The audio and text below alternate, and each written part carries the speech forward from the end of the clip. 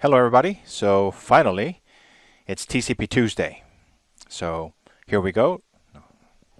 Let's turn over. Put my phone on silent.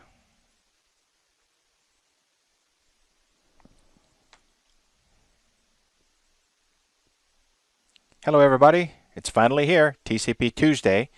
So this is TCP Basics course that I'll be taking you through. So who am I? My name is Hansang. I don't know if you were able to catch Kary's live stream with me. I'll put it in the description the URL in the description, so you can check it out. But a quick intro for those of you who don't know me. So I've been doing packet analysis for a long time, over 25 years, and I started in computers programming, computer science, computer network, and once I took my fourth year computer network course, that was it. I was hooked. And my senior project, in fact, was a 5-node or 3-node network operating system. So that was fun. But I quickly realized that programming wasn't for me. I didn't really get much enjoyment out of it because it was kind of force-fed into me. How many chess problems can you write? How many those well-known computer problems can you really write for? It's also because back then the computing wasn't as exciting as it was today, right? So it might have taken a different path. I don't know. But what I do know is that I spent over 15 years at a very, very large financial Citigroup leading performance engineering as part of network engineering. So I have a very strong network background, but I think packet analysis or troubleshooting and network go hand in hand. It really does. And Kary and I talked about it during our webinar as well. So that's why I decided to go back to doing this, basics. It's important that we have a solid foundation on what TCP/IP really does and how it applies to our day-to-day troubleshooting. So we're not even going to open Wireshark trace file for maybe 1, 2, or 3 sessions until I can explain the fundamentals of TCP for you. So if you're very well versed in TCP/IP, then you're dismissed. You don't have to watch this video anymore, but you might still learn a thing or two because this is not an academic thing. This is more of how does TCP/IP work in the real world versus textbook, and how do different applications use it exceedingly well? Others don't do it. Same goes for operating systems. Some operating systems are very good. Some operating systems are not very good. One thing to keep in mind, it's that when things are going well, TCP/IP works very, very well. It's when things start to break that you need to be aware of what good looks like and what bad looks like. And so this is why having a solid foundation of TCP/IP is so important, so that you can say, oh, wait a minute, this is abnormal. This is not per RFC. This is not per textbook, etc. Okay, so that's the goal of today's session, is to give you a brief background on TCP/IP, how it works, etc. So let's get right to it. So what happens when I say, what is TCP? If I ask that question to you right now, what's the difference between TCP and UDP? And I can hear you typing away on Google. Some of you maybe, maybe not. But essentially, the answers that I get when I ask, what is TCP? I get connection oriented. Okay, that's good. But what does that mean? We'll get to that. Flow control. Got it. How does it work? What other things do we say about connection oriented? Right? I'm sorry. What do we say about TCP? Okay, connection, flow control. What's the other one? Guaranteed delivery. Right? And you've heard other people say perhaps UDP is spray and pray, where TCP guarantees delivery. But how does it do that? How does TCP actually guarantee delivery of each and every packet? And you might be saying, oh, sequence numbers. And that's okay. It's not really sequence numbers, right? Because sequence number is what the positive acknowledgement mechanism uses to keep track of it. And so we're going to talk about all those things and why having this practical fundamental knowledge of TCP is so important. Having said that, people always ask me, Hansang, what kind of textbooks would you recommend, and what should I be reading? So this one is, without fail, this is an industry Bible. Yes, it's outdated. I believe there are newer books out there, but this is still the go-to book. If you're interested in troubleshooting TCP, read this book. Volume 1, Volume 2, and 3 are more on the coding side, but Volume 1 is a must-read. If you don't read this, I really don't even want to talk to you. That's how important this book is. This one is also important. This is a textbook. It's a computer science course textbook, junior, senior year level. Internet Working with TCP/IP by Comer, another industry Bible, as we say. Then we have Computer Networks by Tannenbaum. This is yet another computer science course, and this goes into TCP, Ethernet, and how networking works in a modern world.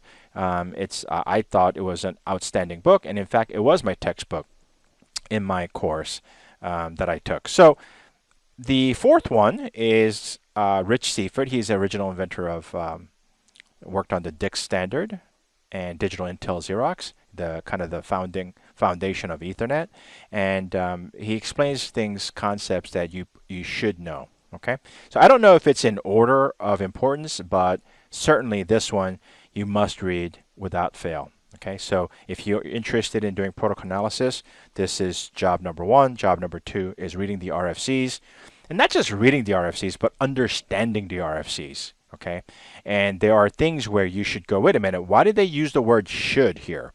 Why did they use the word must here? And so if you read RFCs, you know what I'm talking about. Okay, so that's how important it is. So let's get to guaranteed delivery, because that is one of the first things about TCP people say. It's guaranteed delivery. How does it work? How does it do that? So I'm going to give you an example. On, let's use a real world analogy. Let's say you come home and, heaven forbid, you find this ransom note. You walk into your house, your dog is missing, your cat's missing, and this is all you see, right? It's a ransom note. All your bases belong to us. What? That's a throwback, right? You have 1 week to deliver this note or else, and you have a little address of where this note and material that they left behind needs to be delivered. I don't know why, just play along. So what are you going to do when someone says that things that you care about the most? So you can go this route, and what is this? Well, this is Liam, right? His famous speech. Somebody gives you a ransom note, they call you, and you can go this route, right? I don't know who you are. I don't know what you want. But what I do have are a very particular set of skills. Skills I have acquired over a very long career. Good, bad, thumbs down, thumbs up, I don't know. But the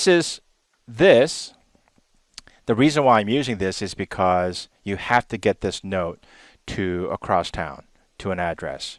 And it's a piece of paper. You have to deliver it to the other side. How are you going to do that? How are you going to guarantee that delivery so that it doesn't get lost? Because there's a lot riding on it, right? Your dog, your cat, your loved ones, heaven forbid, are depending on you to deliver this.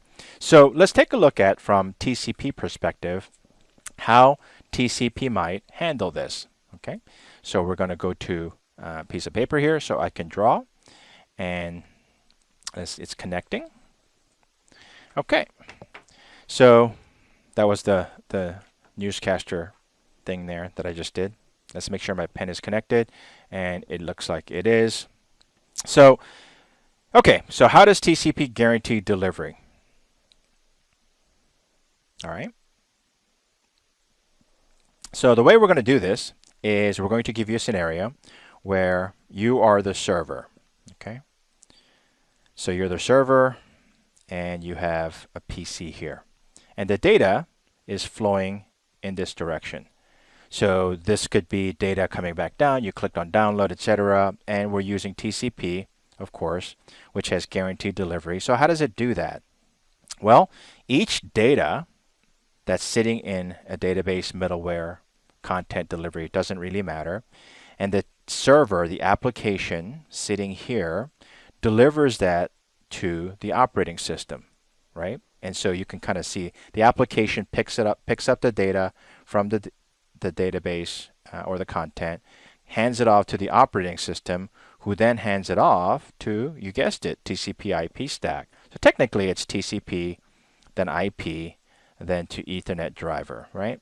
But so we're going to consider these three as same for this session. So the operating system here hands it off to TCP here. Okay, now TCP says I can guarantee this delivery. So how does it do that? Well, the first thing it's going to do is this server, before he sends out the packet, as step 1 here, okay, step 1, he sets aside a send buffer. Okay. And as he's sending the packets this way, so we have packet 1, packet 2, packet 3, packet 4, packet 5. These are packets in flight. So these packets are flying through the Ethernet to the other side. And every time the data is sent, okay, we're going to make a copy. So all we're going to do is send A, B, C, D so that it's easier for us to keep track of. So he sends A, B, C, D, E, F, G, H, I, J, K, L. Okay. I'm like Microsoft Ping. I don't want to continue with all the way to the Z, so I'm going to probably start over. If you don't know what I'm talking about, stay tuned for later sessions and I'll show you. So these ABCDs are being packetized and sent across the network in these packets. Okay. Now, so step one here is make a copy. Why? Because if one of these packets goes missing, this operating system here cannot ask the application, give me another copy. Because why? You guaranteed delivery. Okay. So what happens is when this packet goes missing, the third packet that has letter C in it, the server takes another copy of C and puts it on the wire, and C goes flying to the other side. And this send buffer is how the sender guarantees delivery, how TCP guarantees delivery. The problem is that this buffer here is not exposed on the wire. You cannot see it. This is not the window setting that we see in Wireshark. That's a receiver function. Okay, so this is what the sender does, and almost always the receive window and the sender window are the same. When a socket is open, the receiver sender window size are set to the same. I have seen 1 or 2 cases where it was optimized for read or optimized for write, in which case the sender and the receiver window could be different. Okay, much like in LACP when you create a read or write optimized LACP bundle. Okay, so this send buffer, the send buffer here is what allows TCP to guarantee recovery, because you don't throw away the buffer until you get a positive acknowledgement back. Okay, and how does it do that? Well, stay tuned. We're going to keep going in our lessons of basics, and we'll show you exactly how that gets done. Now, because the sender is sending and has a sending buffer, we also know about the TCP window size, right? Everybody who troubleshoots looks at the TCP window size for a very good reason, which we'll also get into. But keep in mind that the receiver also opens the receive buffer. Sometimes this is done on the network card, if you have TCP offload. Sometimes if it could be done in the operating system through memory interrupts, etc. And so those are technical details that we don't need to worry about. And the receive buffer's job is when these packets come flying in, 1, 2, 3, 4, 5, 6, he also creates a warehouse and puts the data into the buffer. Why? Because, again, you have to guarantee delivery. Okay? But also because almost always the network will send the traffic faster than the OS or the application can use it. Okay? And so you need a buffer space here. What is this like? Well, if you've ever been to a doctor's office, maybe this is different elsewhere. If you go to a doctor's office here, you end up in the waiting room, and then they call you, and you're like, hey, I'm going to go see the doctor. And you go to the doctor's cubicle, the little room, examination room, but the doctor's not there. What happened? Well, you just landed in one of these buffers. Okay, and the doctor's office uses receive buffers just like the operating system and TCP. There are more patients than the doctor can see. The doctor is the application in this case. And so what do? They buffer it by putting you into these different rooms so that the doctor can come and visit here and see you. And then after that, he takes you out of the buffer, guaranteed delivery. And after you see patient B here, or grab the packet data representing B, and that gets erased from the buffer. Okay? And then once C comes in, same thing happens. It gets erased. So through the combination of the send buffer here and the receive buffer here, TCP can guarantee that in fact the data made it all the way to whoever requested that data. Okay. Now, we didn't get into too much detail here today, and that's on purpose because we didn't even talk about send packets, syntax, etc., or the connection part. We only addressed the guaranteed delivery part. Okay, but this is a simple but important construct when you're looking at and troubleshooting TCP/IP. Okay, because it goes to performance. So ask yourself, why do these buffers, or how do these buffers come into play when dealing with performance? Because, well, think about it. On the send buffer side, if you run out of buffer space, what happens? You have to tell the operating system here to stop because your buffer is full. You can no longer accept any more data. Otherwise, you run over the buffer space here and you can no longer guarantee delivery. So if you have too small of a buffer, then you can throttle yourself as a sender. You also don't want to make this infinitely bigger, ... right? Because each space here is actually memory.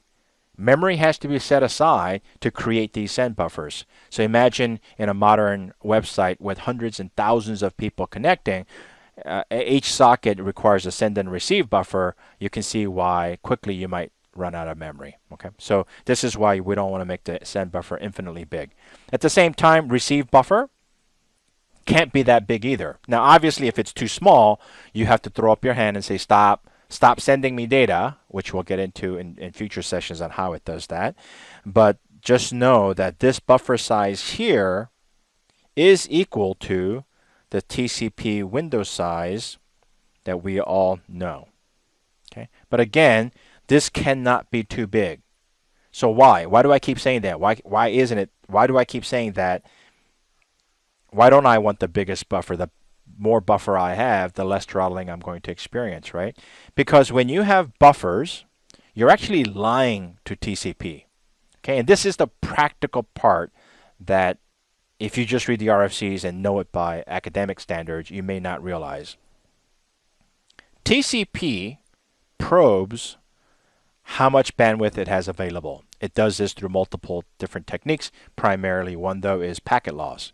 So when there's packet loss, so if one of these packets goes missing, TCP knows, aha, something went missing. I'm going to assume it was lack of bandwidth here, and so I'm going to throttle down. But that was TCP of the 60s and 70s and 80s and even 90s. Clearly today, with modern technology, modern networking, and plentiful bandwidth that we have, some of us, lucky few, maybe not few, but those of us who are lucky enough to have gigabit FiOS service, we not only rub it into our friends' faces, but realize that TCP knows you have a gigabit service, and when it exceeds, it throttles down. But if you have too many of these buffers, guess what? TCP thinks you have 1.5 gigabits or 2 gigabits because you have so much buffer space that you never send a stop signal and you never lose a packet. So as long as TCP doesn't get the stop sign or the slow down symbol, then it keeps going. Okay, it's almost like UDP, it just keeps going. So this is why having a buffer size too big can actually hurt your performance, and we call that buffer bloat. Okay, and there are consequences that we'll get into that are quite severe if you have a buffer that's too big. Okay, so That's about 20 minutes. So I always wanted to keep the sessions to 25 minutes. So that's kind of the basics of TCP. And we talked about guaranteed delivery today. Tomorrow, or the next session, next TCP Tuesday, I don't know, TCP Tuesday, window Wednesday, what would be Thursday? Transfer or throughput Thursday, F, of course, Fin, Friday. Saturday would be Sin, Sunday, Synac. Monday, M. M. That's an interesting one. I don't know. If you have a suggestion for nickname for Monday video upload, then um, let me know through the comments. I'll add that to it. So anyway, so typically I'll keep it on Tuesday or Thursday cadence.